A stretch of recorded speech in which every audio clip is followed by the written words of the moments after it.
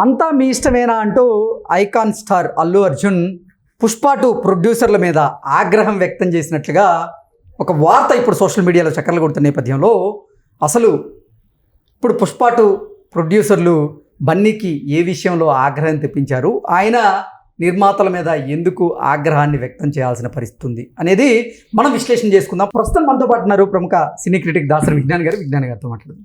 Vignan, hi అండి. నమస్తే. అంతా మీ ఇష్టమేనా అంటూ అల్లు అర్జున్ పుష్ప 2 నిర్మాతల మీద ఆగ్రహం వ్యక్తం చేసినట్లుగా ఒక వార్త ఇప్పుడు సోషల్ మీడియాలో చక్కర్లు కొడుతూ ఉంది. ఏంటి ఆ వార్తలో అసలు వాస్తవం ఉందా? నిజంగా బన్నీ పుష్ప 2 ప్రొడ్యూసర్ల మీద ఆగ్రహం వ్యక్తం చేశారా? ఏ విషయంలో ఆగ్రహం వ్యక్తం చేయాల్సి వచ్చింది అంటే ఏం చెప్తారు? ఈ ఆర్టికల్ పెద్దయిన ఆర్టికల్, అందులో దానిలో ఏం రాశాడంటే అంతా మీ ఇష్టమేనా అని పుష్ప ప్రొడ్యూసర్లకు వార్నింగ్ అనే టైటిల్ పెట్టుకొని ఇందులో ఉన్న సారాంశం చెప్తా. షోలు ఎప్పుడు వేయాలి, ఏ టైంకి వదలాలి, ముందు ఏ థియేటర్లో వేయాలి, వెనకాల ఏ థియేటర్లో వేయాలి, ఈ ప్లానింగ్ అంతా కూడా అల్లు అర్జున్ ఒకలాగా అనుకున్నాడు. కానీ మైత్రి వాళ్ళు దీనికి విరుద్ధంగా చేశారు. ఇష్టం వచ్చినట్టు థియేటర్ను రిలీజ్ చేసేసారు. దీనికి అంతా మీ ఇష్టమేనా, నన్ను అడగాల్సిన పని లేదా అని అల్లు అర్జున్ వీళ్ళందరి మీద సీరియస్గా వార్నింగ్ ఇచ్చేశాడు అని రాశారు అనమాట. అలాగే అంటే ఇప్పుడు పుష్పని నెగిటివ్ చేయడమే ధ్యేయంగా పెట్టుకుంటే ఏదైనా రాయొచ్చు కదా, కాదేది నెగిటివ్ చేయడానికి అనర్హం అన్నట్లుగా. 1 సెకండ్, మైత్రి వాళ్ళు ఎవరు? They are producers as well as distributors. Bunny ఎవరు? 300 రోజువారీ కూలీ తీసుకొని నటించిన ఒక హీరో, అంతేనా? ఒక రెమ్యునరేషన్ తీసుకుని తన బాధ్యత అయిపోయింది. డైలీ డేట్లు ఇచ్చాడు, రోజుకింత అని. ఫస్ట్ ఇంత రెమ్యునరేషన్కి ఒక మాట మాట్లాడుకున్నాడు. తర్వాత పొడిగింపు అయిన తర్వాత రోజుకింత చొప్పున మాట్లాడుకున్నాడు. ఆ రోజుకింత అంతా కలిపి ఇంత కలిపి మళ్ళీ పార్ట్ 3కి అంతా కలిపి 300 కోట్లు తీసుకున్నాడు ఈ సినిమాకి అని మన ఫోర్బ్స్ ప్రచురించింది. 300 కోట్లు రెమ్యునరేషన్ తీసుకొని వచ్చి పని చేసి నీ జీతం నువ్వు తీసుకెళ్ళినటువంటి హీరో. ఆ హీరో ఇప్పుడు ప్రోడక్ట్ని పబ్లిష్ చేసుకోవాల్సింది ఎవరు? Producer, company owner. కంపెనీ ఓనరే ఆ వస్తువు అమ్ముకోవాలి. ఎక్కడ అమ్ముకోవాలి, ఏ గల్లీలో అమ్ముకోవాలి, ఎంతకు అమ్ముకోవాలి, ఎలా అమ్ముకోవాలి, ఇవన్నీ కూడా ఆయనకు ఉంటాయి. ఓకేనా? దీంట్లో దాక్షాయిని వచ్చి నువ్వు అక్కడ ఎందుకు వేసావని అడగడానికి లేదు, పుష్ప వచ్చి నువ్వు ఇక్కడ ఎందుకు వేసావని అడగడానికి లేదు, శ్రీవల్లి వచ్చి నువ్వు ఏ టైంకి వేసావని అడగడానికి లేదు. మరి అల్లు అర్జున్ ఎందుకు పుష్ప 2 ప్రొడ్యూసర్ల మీద ఆగ్రహం వ్యక్తం చేసి అని రాశాడు ఈ దద్దమ్మ? అసలు ఇక్కడ ఆస్కారమే లేదు. అల్లు అర్జున్ ఎందుకు అడుగుతాడు? ఆయన వచ్చాడు, ఆయన పని చేసుకున్నాడు, వెళ్ళాడు, అంతే. ఓకే, ఆయన అసలు వాస్తవం లేదంట. వార్తలో వాస్తవం కాదు, అసలు basic sense, common sense, human sense, ఏ సెన్స్ లేదు, నాన్ సెన్స్ ఇది. అర్థమైందా?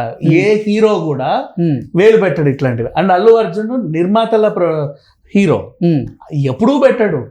ఆ డైరెక్టర్ అసలు అడగను కూడా అడగారు పాపం, నోరు తెరిచి. ఆయన కూడా ప్రొడ్యూసరే. ఈ డైరెక్టర్ వాళ్ళ ఆవిడ కూడా మొన్న సినిమా తీసిందిగా, వాళ్ళకి తెలుసు. కానీ వీళ్ళు ఏంటి, డిస్ట్రిబ్యూటర్స్ తెలిసినంత మాకేం తెలుసు. ఇప్పుడు అమ్ముకోవడం, ఇప్పుడు వాళ్ళకు ఉండే టెన్షన్ వీళ్ళకి ఎందుకు ఉంటుంది? నీ 300 కోట్లు నీకు వచ్చాయా? రేపు సినిమా ఆడితే తప్ప నీకు 300 కోట్లు రావా? దెన్ నువ్వు తీసుకున్నావు, హ్యాపీగా గో ఎహెడ్. అందరికీ అందరి పేమెంట్లు వచ్చేసాయి, ఎవ్రీబడి ఆర్ హ్యాపీ. ఇప్పుడు చచ్చి చెడి దాన్ని ఏదో చేసుకోవాల్సింది నిర్మాతలు, కంపెనీ ఓనర్లు. దా ప్రోడక్ట్ ఎన్ని అమ్ముడుపోతాయో తెలియదు, అసలు అమ్ముడుపోతుందో లేదో తెలియదు, ఎన్ని రోజులు అమ్మాలో తెలియదు, రాత్రి పగలు నిద్ర ఉండదు ఓనర్కి. ఇప్పుడు మనం ఈవెంట్ చేసినా, న్యూ ఇయర్ ఈవెంట్ చేసినా టికెట్లన్నీ అసలు ఏంటిది, నువ్వేం చేస్తావు? వచ్చే డీజేకి డబ్బులు ఇచ్చేస్తావు, వెన్యూకి డబ్బులు ఇచ్చేస్తావు, మందు లిక్కర్ అన్ని కొంటావు.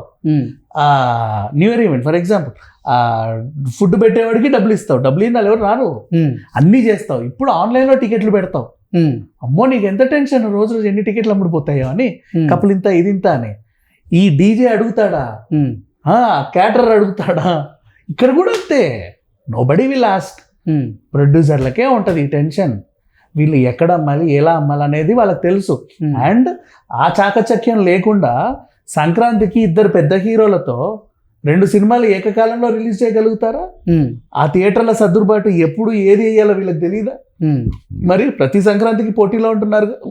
అండ్ ఇలాంటి ఎత్తులు పై ఎత్తులు తీసిన దిల్ రాజుతోనే ప్రతి సంక్రాంతికి పోటీ పడుతున్నావుగా. అంటే నీకు కూడా ఎంత నాలెడ్జ్ ఉండాలి నిర్మాణ రంగంలో కానీ, డిస్ట్రిబ్యూషన్ రంగంలో కానీ.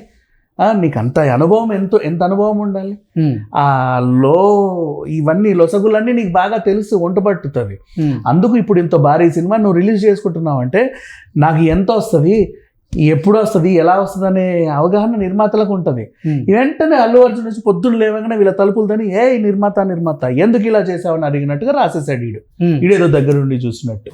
ఉమ్, ఇలా ఉంది పరిస్థితి. ఏ ఆర్టికల్ అయినా సరే నమ్మాల్సిన అవసరం లేదు. ఉమ్, పుష్పని నెగిటివ్ చేయడానికి ఉమ్, ప్రతి ఒక్కడు రకరకాలుగా ఆలోచిస్తున్నాడు, ఏ యాంగిల్లో వస్తే బాగుంటుంది అని. ఉమ్. అసలు ఆర్టికల్ ఏం రాశాడు?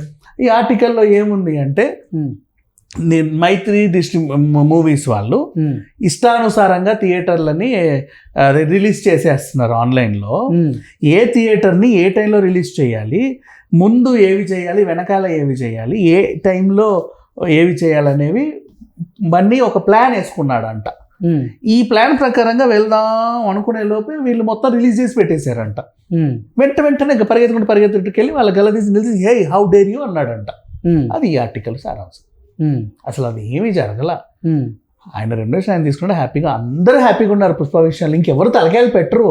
ఉమ్, వీళ్ళ బన్నీ బాధ్యత కూడా మొన్నే అయిపోయింది. నా జర్నీ ముగిసిందని ఏడ్చుకుంటూ ఫోటో పోస్ట్ పెట్టాడు. ఎగ్జాక్ట్లీ. ఇంకోటి కూడా అంటే నిన్న ప్రీ రిలీజ్ ఈవెంట్లో కూడా సుకుమార్ గారు మాట్లాడుతుండగా బన్నీ భావోద్వేగానికి లోనయ్యి ఆయన ఏడుస్తున్నటువంటి కొన్ని వీడియోలు కూడా ఇప్పుడు సోషల్ మీడియాలో Exactly. చక్కర్లు కొడుతూ ఉన్నాయి. ఏంటి కారణం ఏంటి? అది ఒక జర్నీ ముగిసింది. ఉమ్, ఒక జర్నీ అంటే ఎలా ముగిసింది? పార్ట్ 2తో ముగిలా, ఉమ్, పార్ట్ 3తో ముగిసింది. ఉమ్, పార్ట్ 3 ది ర్యాంపేజ్, ఉమ్, పుష్ప 3 ఇది రూల్ అయిందా? ఉమ్, ఇప్పుడు విధ్వంసం చూస్తారు మీరు పార్ట్ 3లో. ఉమ్, ఆ విధ్వంసం సంబంధించిన షూట్ కూడా అయిపోయింది. ఉమ్, దాంట్లో విలన్ వచ్చేసి మీ విజయ్ దేవరకొండ.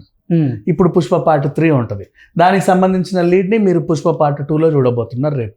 ఉమ్, అది కూడా షూట్ అయిపోయింది. పోస్ట్ ప్రొడక్షన్ ఖాళీగా ఉంది. అయిపోయాయి, చిత్రీకరణలన్నీ అయిపోయాయి, ఉమ్. పోస్ట్ ప్రొడక్షన్ లో ఉంది ప్రెసెంట్. అంటే ఇప్పటికే అండ్ దానికి అసలు కూడా పుష్ప 3 మ్యూజిక్ మళ్ళీ దేవిశ్రీ ప్రసాదే. వీళ్ళకేం గొడవలు లేవు, ఉమ్, బాగానే ఉన్నారు. ఉమ్, అది కూడా వాస్తవం. ఓకే. మరి బ్యాక్గ్రౌండ్ స్కోర్ అని దేవిశ్రీయే. అది బ్యాక్గ్రౌండ్ స్కోర్ కూడా దేవిశ్రీ. తమను తీసుకున్నారు మళ్ళీ కూడా అదొకటి. అట్లా దీనికి ఎవరిని తీసుకోలేదమ్మా. ఎవరు చేయాల్సిన పనులు వాళ్ళే చేశారు. మధ్యలో వీళ్ళు వచ్చేసి గొడవలు పెట్టారు. ఎక్కడ ఏం జరగల. ఉమ్, ఎవరు దేవిశ్రీ సింగిల్ కార్డ్ సినిమా ఇది. ఉమ్, ఎవరు తలకాయలు లేవు. ఓకే. ఇప్పటి వరకు అడ్వాన్స్ బుకింగ్ రూపంలో ఎంత వచ్చినాయి? ఆల్మోస్ట్ ఒక 200 కోట్ల పైన వచ్చేసే వరల్డ్ వైడ్గా అడ్వాన్స్ బుకింగ్స్ 3 రోజుల వీకెండ్కి అంతా కలిపి. ఉమ్, అది కూడా చాలా తక్కువే. ఇప్పుడు రిలీజ్ చేసిన థియేటర్స్ ఇంకా రిలీజ్ చేస్తూనే ఉన్నారు. ఉమ్, రేపటి నుంచి మీకు ఇంకా తెలుస్తుంది. ఆల్మోస్ట్ 200 కోట్ల పైనే వచ్చేసాయి. ఓకే. Yeah. అంటే ఫస్ట్ డే కలెక్షన్లో ఎలా ఉండే అవకాశం ఉంది? ఫస్ట్ డే కలెక్షన్లో నన్ను అడిగితే ఓన్లీ తెలుగు ఎందుకులే, మొత్తం వరల్డ్ వైడ్గా చూసుకుంటే వీకెండ్ కల్లా ఇది 500 కోట్లు చాలా అవలీలగా దాటేస్తుంది. పెద్ద విషయం. ఫస్ట్ డేనే వచ్చేస్తాయి 300-400. అంటే ఇప్పటి వరకు భారతదేశ చలనచిత్ర రంగంలో దంగల్ చిత్రం 1900 కోట్లు కలెక్ట్ చేసింది. అదే నెంబర్ 1 ప్లేస్లో ఉంది. ఇప్పుడు పుష్ప 2 దాన్ని అధిగమించగలదా అంటే ఏం చెప్తారు? పుష్ప దీనిలందరికీ మించి ఎక్కడో ఉంటుంది, 3000 కోట్లలో ఉంటుంది లాంగ్ రన్లో. ఇక ముందు ఇండియన్ సినిమా చరిత్రలు మాట్లాడుకుంటే, పాన్ ఇండియా సినిమాల చరిత్రలు పుష్పకి ముందు, పుష్ప తర్వాత మాట్లాడుకోవాల్సి వస్తుంది. ఓకే. 3000 కోట్లు ఎన్ని రోజుల్లో కలెక్ట్ చేసే అవకాశం? లాంగ్ రన్ లో 3000 కోట్లు. అండ్ 2000 కోట్లు మాత్రం చాలా సింపుల్ గా ఈ 2 weeks లో వచ్చేస్తాయి. బంగారం లాగా వచ్చేస్తాయి. ఓకే. ఇంకా తక్కువ రోజుల్లోనే వస్తాయి. ఓకే అండి, thank you so much. Thank you so much.